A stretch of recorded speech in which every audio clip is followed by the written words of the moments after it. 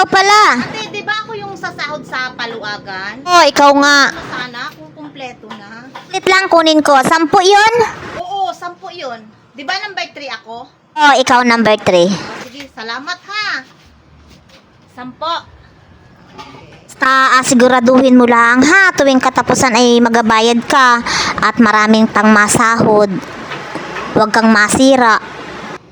Alala ha. Nako. 9.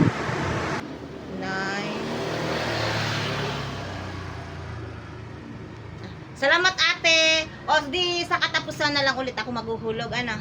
Eh, Sige, salamat katapusan. ha.